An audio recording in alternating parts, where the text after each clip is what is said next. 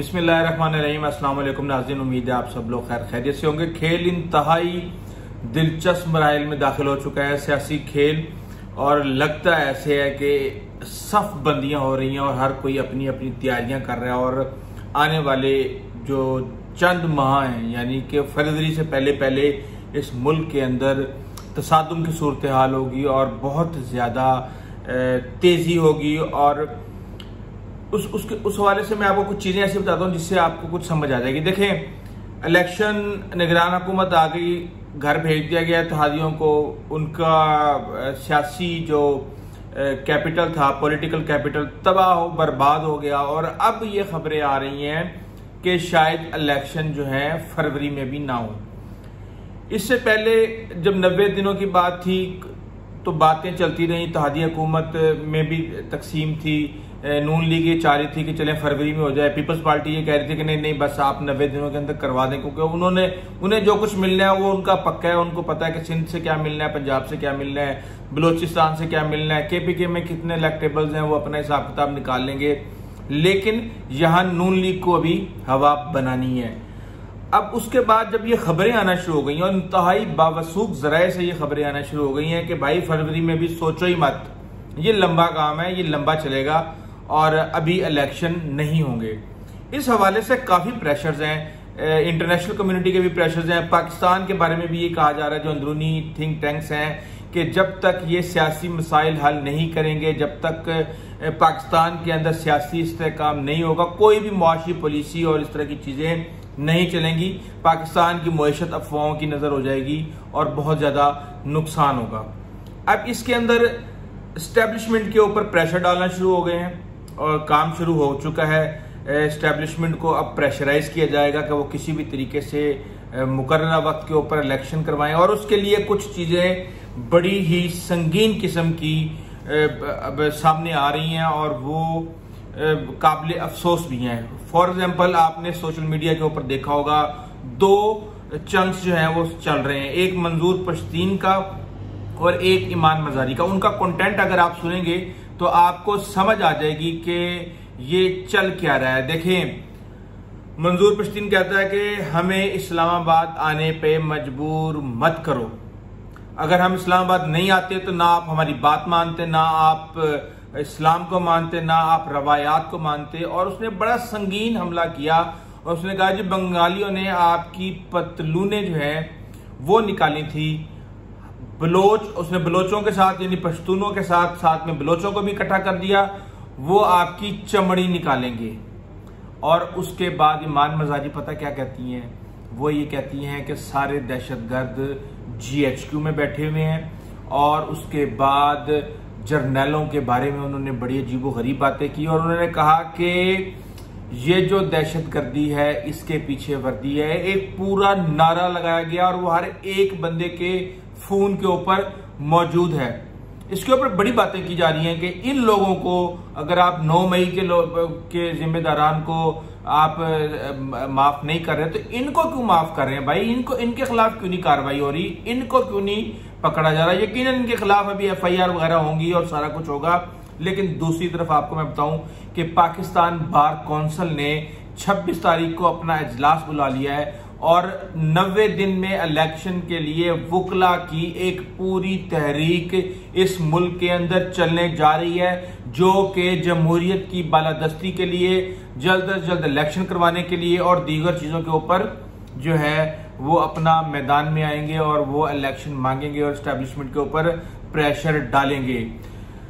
इस सारी चीजों के पस मंजर के अंदर आप ये देखें कि एक चीज ये भी चल पड़ी थी कि पीपल्स पार्टी और नून लीग के खिलाफ कार्रवाइयां शुरू हो चुकी हैं। कुछ वज़रा के नाम आ रहे हैं कि उनको गिरफ्तार कर लिया जाएगा अगले माह तक। उनके खिलाफ जो पाकिस्तान की एजेंसियां हैं, जो तहकीकाती एजेंसियां हैं, जो एहतसाब के इदारे हैं, वो एक्टिव हो चुके हैं और वो बहुत जल्द कोई ना कोई कार्रवाई करेंगे। इसी तरह की खबरें पीपल्स पार्टी के लिए भी आ रही थी और बल्कि 48 लोगों का बाहर जाने का जो यानी कि आप स्टॉप का उन्होंने एक नोटिफिकेशन जारी किया था कि ये एयरपोर्ट से बाहर नहीं जा सकते और इनको बैरून मुल्क जाने की इजाजत नहीं है।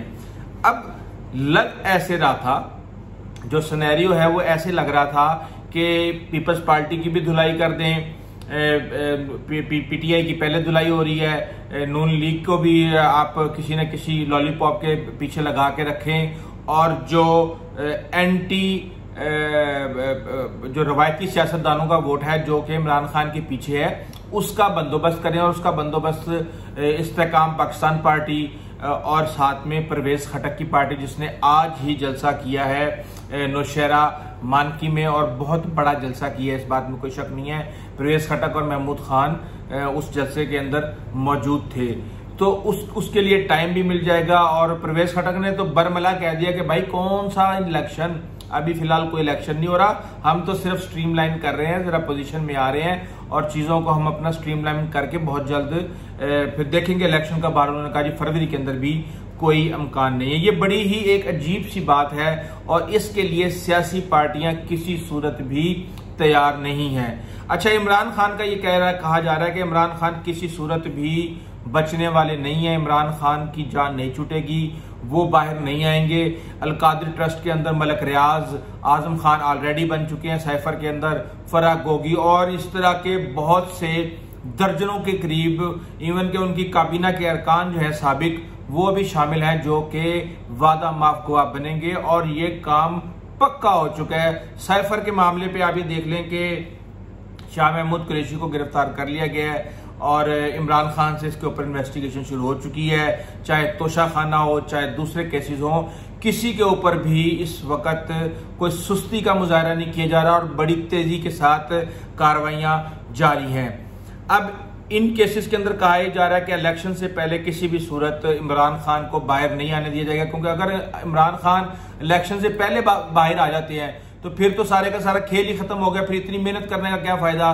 क्योंकि इमरान खान को ये समझा जाता है कि वो पाकिस्तान की सालमियत के लिए खतरा है, वो आएंगे तो सऊदी अरब भी नाराज हो जाएगा, वो आएंगे तो CPEC रुक जाएगा, चाइना भी नाराज हो जाएगा, वो आएंगे तो दीगर ममालिक से भी उन ताल्लुकात खराब हो जाएंगे। अब ये जो कहा जा रहा है कि इतनी जो है किरदार अदा किया गया मुआशी जो डिफॉल्ट होने से, उसमें कहा जा रहा है कि एस्टेब्लिशमेंट का भी बड़ा किरदार है, तो यकीनन एस्टेब्लिशमेंट ने कोई ना कोई तो गारंटी दी होगी बाहर के भाई नहीं इसको नहीं लेके आएंगे, आप बेफिक्र हैं, आपकी एस्टेब्लिशमेंट, आपकी जो इन्वेस्टमेंट है वो नहीं डूबेगी और हम कोई और बंदोबस्त करते हैं। अब वो कोई और बंदोबस्त शायद उनके जहन में माइनस नवाज शरीफ और माइनस आसिफ अली जरदारी हो, लेकिन अभी ये लग रहा है कि नवाज शरीफ ने अपनी वापसी का प्लान जो है, पहली बात तो यह है कि उनके वापसी का प्लान कोई था ही नहीं, एक तहरीक बनाने की कोशिश की जा रही थी, वो तहरीक शुरू होने से पहले ही खत्म हो चुकी है और नवाज शरीफ अब वहां टिकेंगे और इलेक्शंस का ऐलान करवा के मामलात को सीधा करके और सारी चीजों को सेटल करके जीरो रिस्क के साथ इंतहाई इंश्योर्ड माहौल के अंदर वापस आएंगे। और उससे पहले अगर उनको दोबारा किरदारों को बेनकाब करना पड़ा तो वो बेनकाब करने से नहीं कतराएंगे। इस हद तक प्लानिंग्स हो चुकी हैं। अच्छा, इसके अंदर एक और बड़ा कमाल की एंट्री आई है और वो एंट्री है जनाब जस्टिस काजी फाइज ईसा साहब की। काजी फाइज ईसा साहब जड़ावाला पहुंच गए, ईसा नगरी, और वहां पे जाके उन्होंने सरजनिश भी की और पूछा कि कहां थे तुम लोग, सुबह 4 बजे से ऐलान होना शुरू हुए थे और तुम लोग ने वक्त पे कार्रवाई क्यों नहीं की, इन्वेस्टिगेशन हो रही है तो क्या इन्वेस्टिगेशन हो रही है। बहरहाल उन्होंने अच्छे तरीके से लिताड़ा। जब वो उसको लिताड़ रहे थे तो मैं ये सोच रहा था कि यार आप तो अभी चीफ जस्टिस भी नहीं है, आप तो अभी जो है क्यों इस तरह कर रहे हैं। बहरहाल अच्छी बात है, उन्होंने कंसर्न शो किया, बैरून मुल्क एक मैसेज, अच्छा मैसेज किया कि एक इंतहाई पावरफुल शख्स जो कि मुस्तकबिल का चीफ जस्टिस है वो आया है और उसने कंसर्न शो किया है। बहरहाल इसको हमें इसकी पजीराई करनी चाहिए, डेट्स फाइन। लेकिन यही काजी फाइज ईसा साहब जब सुन रहे होंगे केस इलेक्शन 90 दिनों में या जल्द से जल्द का, तो इनका क्या रिएक्शन आएगा। ये वही जज हैं जिन्होंने फैजाबाद धरने के ऊपर लिखा था कि जिम्मेदारान और किरदार और एजेंसियां और सारा कुछ उन्होंने खोल के रख दिया था, जिसके बाद इनको खमियाजा भुगतना पड़ा था और जिसके अंदर जनरल फैज समेत इमरान खान भी साजिश के अंदर इन्वॉल्व हो गए थे और उसके बाद एक लंबी कहानी चली। शाह महमूद कुरैशी को गिरफ्तार कर लिया गया है। अच्छा, शाह महमूद कुरैशी की बजाय मेरे ख्याल से तो राजा रियाज को गिरफ्तार करना चाहिए था। शाह महमूद कुरैशी आराम से अपने घर के अंदर बैठे हुए थे, राजा रियाज साहब ने आके जियो के ऊपर बयान दे दिया कि जनाब शाह महमूद कुरैशी तो बाहर निकले इसलिए हैं कि वो गारंटी दे के आए हैं कि मैं इमरान खान के लिए काम नहीं करूंगा। उसके बाद शाह महमूद कुरैशी साहब आए मैदान में, उन्होंने कहा अच्छा पे ऐसी की तैसी तुम्हारी, तुम इस तरीके से मुझे जलील कर रहे हो। और उसके बाद उन्होंने जनाब इमरान खान को जेल से निकलवाने के लिए सफीरों से मुलाकात, कोर कमेटी बुला, इमरान को रिलीफ दिलाने के लिए खत और ये और वो, और मैदान में आ गए। जब वो मैदान में आए और मामला एक्टिव होने लगे तो एक चीज सामने आई कि जनाब कोर कमेटी की ऑडियो लीक हो गई, वहां पे लड़ाई झगड़े शुरू हो गए और एक दूसरे में खींचातानी शुरू हो गई।